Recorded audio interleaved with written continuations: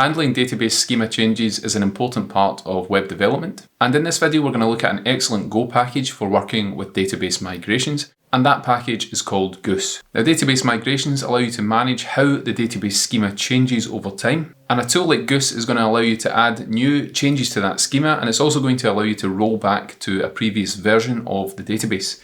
So I'm on the documentation now. Goose is a database migration tool, as it says here. Let's cross over to the GitHub page, and I'll leave a link to these below the video.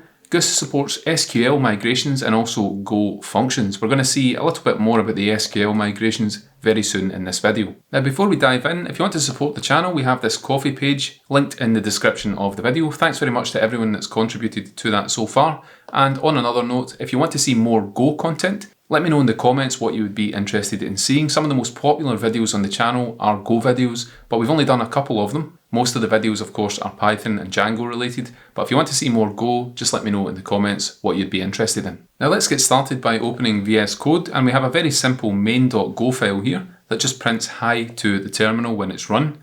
Now what we're going to do to start with is install Goose. Now you can get the installation by going back to GitHub, and if we scroll down here to the README section, there's an installation section here. Let's start actually with a look at the top here. So we can manage the database schema by creating incremental SQL changes or Go functions, and Goose is going to work with multiple databases, for example Postgres, MySQL, SQLite, and many more. Now if we want to install this, we can go to this installation command, and it uses the go install command. So we can copy that, and this is going to install the Goose binary into your go path/bin directory.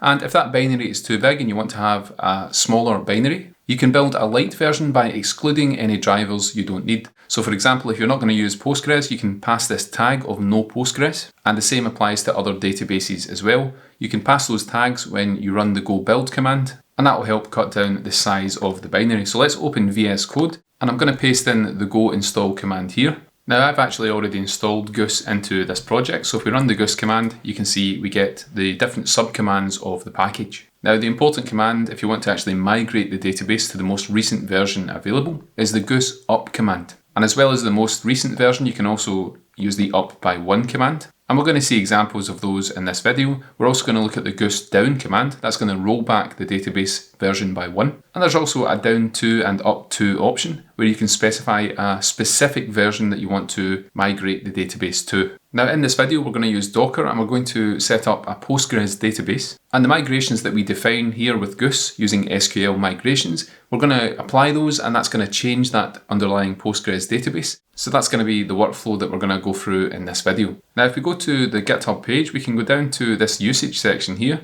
and you can see those commonly used commands. In order to actually create a new SQL migration, we can use the goose create command. And when you use goose create, what you do is you give the migration a name. For example, you would call the file _column, and then you specify whether it's an SQL migration file or a Go migration file. Now in this video, we're going to stick with SQL migrations. So let's get started and use the goose create command in order to actually create a migration file.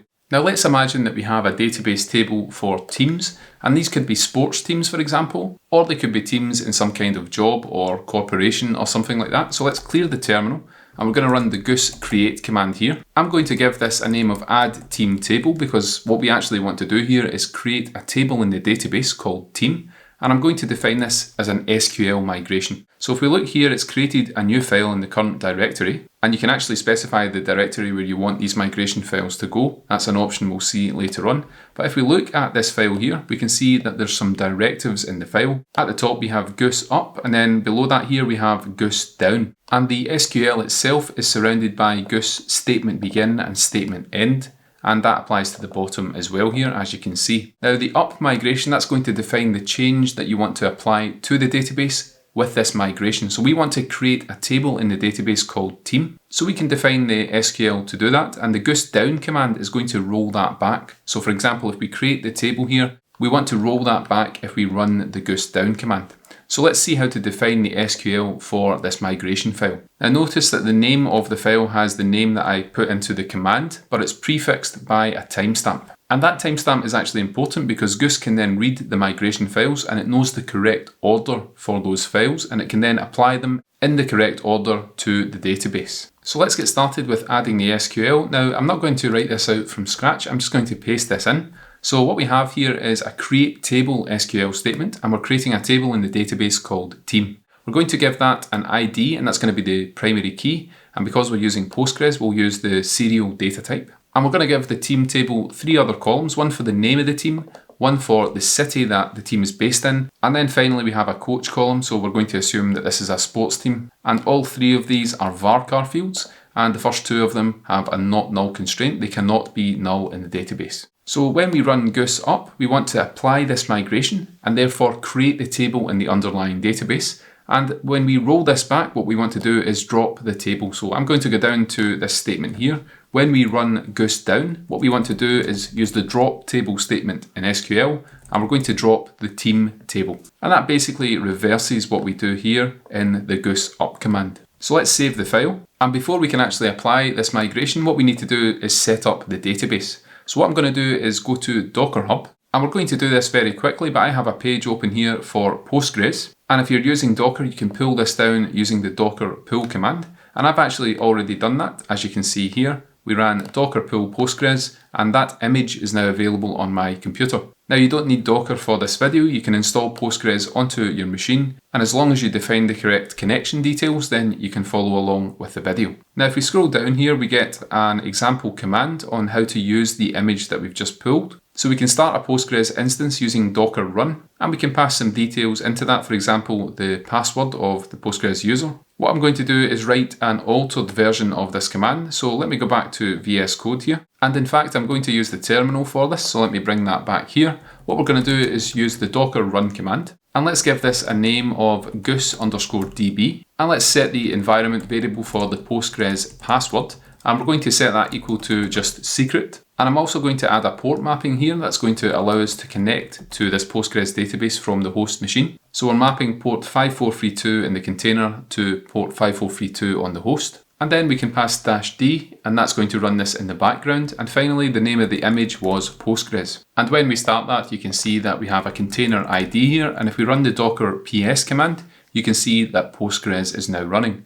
So we have a Postgres container that's available to connect to and to apply these migrations to that database. Now, if we go back to the Goose GitHub page here, remember we had this Goose up command to apply the migrations, but we will need to tell Goose where this database that we want to use is actually located. Now, I'm going to go to a page on the Goose documentation for these commands. And you can see in this usage section here that when you run a Goose command, you can specify the driver and the database string to actually use, and that's going to tell Goose where the database is that you actually want to apply these migrations or roll them back. So what we need to do is tell Goose that we're using a Postgres driver, and we also need to tell Goose where that database is using the database string. So let's go back to VS Code here, and what I'm going to do is run the Goose command, and the name of the driver is going to be Postgres, and then we can pass a connection string to the PostgreSQL database. Now I'm going to paste this connection string in here. So we have PostgreSQL, and the user is Postgres, the password is secret, and we're connecting at localhost because we exposed port 5432 inside the container to the host. And we specify that port number here, and the name of the database that we're connecting to is going to be Postgres. So I hope that makes sense. If you have used a different password in the docker run command, you can specify that here.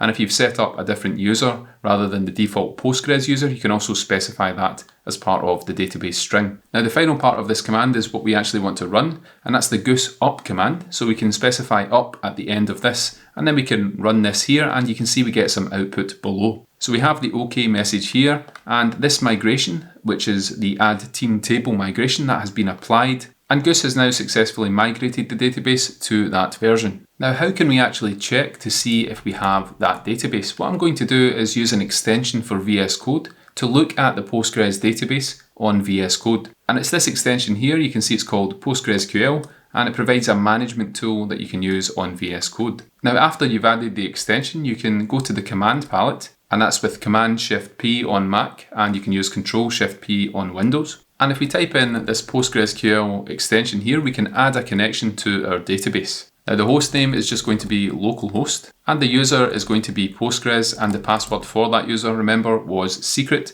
and we're using the standard Postgres port of 5432. And this is going to be a standard connection. It's not going to be a secure connection. And let's connect to that Postgres database. Now the final thing we need to do is give it a display name, and I'm going to call this Goose Demo. And once we've added that, if we click these icons here, you can go to the PostgreSQL Explorer, and you can see the Goose Demo database has been added here. And we can connect to that now, and we can do things like viewing the tables in that database. And you can see there are two tables at the moment. One is called Goose DB version, and that's added by Goose itself.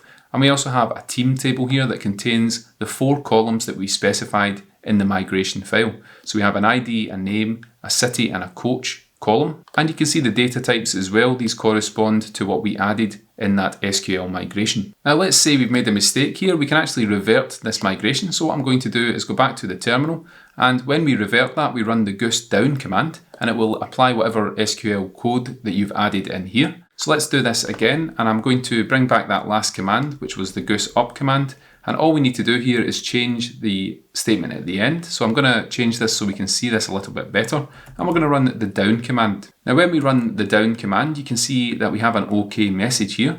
And if we go to the left hand side, what I'm going to do in this public schema in the Postgres database is refresh the items. And you can see that the team table has now been removed from this Postgres database. So it's very easy to run the goose up command if you want to apply new migrations and get it to the latest version. But if you do need to go back in time and go to a previous version of your database schema, you have the goose down command for that. Now I'm going to rerun the goose up command, and that's going to bring back that table at the left hand side. So again, we can refresh the public schema, and now we have the table. So that's been re-added to the database. And we can now easily start building a history of SQL migrations in this Go project by using the Goose package. Now let's add a slightly more complicated migration. So I'm going to run the goose create command. And if we look at the team table here, let's imagine that this coach column that we have is now a new table itself. So we don't want this to be represented by a string, but we want a foreign key to the coach table. So we're going to have a new table called coach, and we're going to refactor this and change the database to actually use a foreign key in the team table. So let's give this a name. I'm going to call it add coach table with foreign key from team. And again, it's going to be an SQL migration. So that creates a new migration file. And if we go back to the file system here, you can see that that file has been created here. And again, it's up to us as developers to now define the goose up and goose down SQL statements. So let's get started. This is going to be a slightly more complex migration because the goose up command is going to have multiple statements.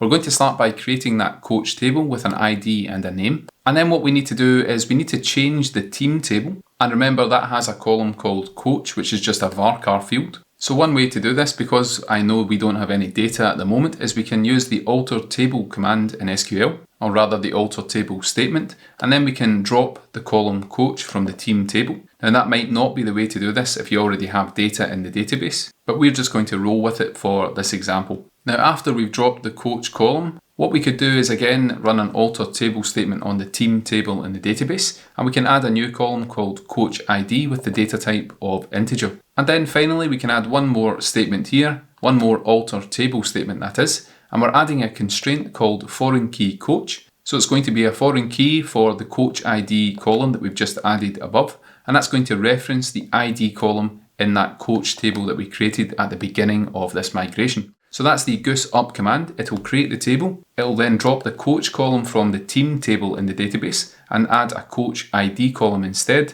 And then it will link that coach ID column using a constraint. And that's going to be a foreign key from coach ID in this table to the ID field in the coach table. So now that we have the foreign key and we've got this goose up command, what we can do is define the goose down command as well. Now let's start by dropping that foreign key coach constraint. Again, alter table team, and then we use the drop constraint statement to drop that constraint. And we basically need to reverse what we did above. So we're going to add back a coach column and remove the coach ID column. So let's start by removing the coach ID column using the drop column statement. And then we can add back that coach column of type varchar. And of course, the final thing to do is drop this table coach that we added at the start of the goose up statement. So drop table coach, and that's going to revert the database back to the previous state before this migration was run. Now let's go back to the terminal here, and I'm going to clear this out. And again, let's run that goose up command that we had before. So we run Goose here and we pass the Postgres driver, and then again we're passing that database connection string, and we're running the up command at the end of that, and that's going to upgrade the database to the latest version. And if we go back to the Postgres Explorer here on VS Code, and if we look at what we have in the public schema, if I refresh that, you can see we now have a coach table with those two columns. And if we go back to the team table here, you can see we have the coach ID column, and you can see that that's a foreign key to the ID column in the coach table. So that's now worked, but there is something I want to change here. I'm going to clear the terminal. I don't want to keep passing that database driver and database connection string into the command. First of all, it's very inconvenient, but there is a serious problem with that as well. We are exposing the password for this database user in the command line. That's not something you typically want to do on your server. You want this to come from some kind of environment variable, and you don't want to have to actually write this password in plain text on the command line. So how do we fix this? Well, it turns out that Goose supports environment variables, and there are some that we can use here. For example, Goose driver, that's going to specify the database driver to use. And importantly as well, we have Goose database string. That's going to have the database connection string. And we can also specify a directory for our migration files. And when we run the Goose create command to actually create a new migration file, that particular file is going to be located in that migration directory. Now I'm going to set the top two here for the driver and for the database string. And for this video, I'm just going to do this on the command line using the export command. So we're going to export the Goose driver environment variable, and we're going to set that to Postgres. And the second one was the Goose database string. We're going to set that to what we were using in the Goose up command. And once we've set those, what we can do is we can just run Goose up without having to worry about those. And you can see that it works, but it doesn't have any migrations to run against that database. If I was to run the Goose down command, it was going to revert those previous migrations. But notice that we no longer have to pass that information. We can just run these simple commands, and Goose will know what database to connect to, and it will know what driver to use. And again, if we go back to the Postgres Explorer here, now that we've run the Goose down command, if I refresh the public schema, you can see it's removed that coach table, and in the team table, we're back to having a varchar field here for the coach. Now, if I run Goose down again, it's essentially going to remove that database table for the teams. And when we run the Goose up command, what it's going to do, and I'm going to clear the terminal here, is it's going to apply all of the migrations in the correct order. So we now have two migrations. It's going to apply the first one, and then it will apply the second to get the database to the latest state. But as we saw earlier, you can actually run different commands here. So if you don't want to run all of the migrations, you can specify different commands for that.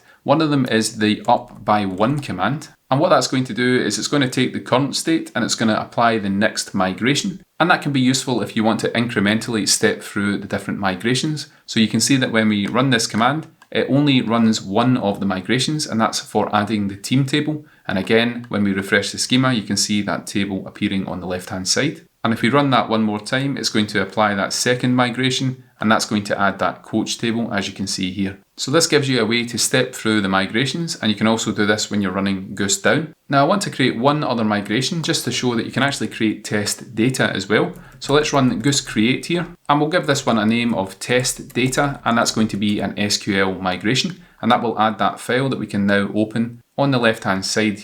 And once we've opened that, what I'm going to do when we run the Goose up command is define some test data to be added to the database. So we're going to add a coach here, and let's add one called Pep Guardiola. And then we can add a team here of Manchester City, and we're going to set the city in the coach ID. Remember, it's a foreign key, so we specify the ID for that coach. Now the Goose down command is going to be quite simple. We're just going to delete everything from the team and the coach table, and we need to do it in that order because of the foreign keys. So if we go back to the command line here and we rerun Goose up, that's going to add that new data into the database. And if we go to the Postgres Explorer here, I'm going to refresh what we have here, and let's look at the team table. So if we select the top 1000 records, you can see we now have Manchester City appearing in this table. And similarly for the coach table, we can run a select and we can see the data that's been added here. Now I'm back in main.go here, and I'm going to paste some code in just to finish this video. What we're going to do is we're going to actually query the database. So we've made those changes via the migration files, and now we're going to write some Go code to actually connect to the database and to pull that data out and just display it in the terminal for this video. Now in order to do that, I've installed the PQ driver for Postgres. So we've imported that, and if we go to the main function, we define our connection string and we pass that into the sql.open function. We then check to make sure we don't have an error and we defer the db.close method. And you can see the comments here just explaining what we're doing. So we're going to test the connection using db.ping and make sure that we don't have any kind of error. And then we can print to the terminal that we've successfully connected to the database. We can then query the database for the teams, and we can use the db.query function for that. And we pass in an SQL string here that we want to actually execute against the database. So we're selecting those columns from the team table, and then we check if we have an error and we defer the rows.close method. So we get back some rows from db.query, and we can iterate over those rows here, as you can see in this for loop. So when we call rows.next, it's going to give us the next row. And what we can do here is scan the results from that row. And we're scanning these into some variables that we've set up on the 2 lines above. So 2 integers and 2 strings. And then we can print these out to the terminal. So let's just run this and make sure it works, and that'll be all for this video. We can use the go run command, and it's main.go. And when we run that, we get the message successfully connected to the database, and we have a list of the teams. In this case, there's only a single team, and that's Manchester City. But we get that information coming from the database. And what is important for this video is that we've used Goose to actually manage the schema in the database and manage how that changes and evolves over time. Now I'm going to use Goose in an upcoming course that I'm creating on using Go with HTMX and Tempo. And that's going to be fully integrated with a database. But if you have any other ideas for Go content on YouTube, let me know in the comments. As I said at the start of the video, some of the Go videos have been extremely popular, and I'd love to make more because I love this language and it's something I like to use outside of work and try and learn as much as possible. So thanks again for watching this video. If you have enjoyed it, check out the Ko-fi page that we've got in the description, and give the video a thumbs up if you found this content useful as well. That would be amazing, and we'll see you in the next video.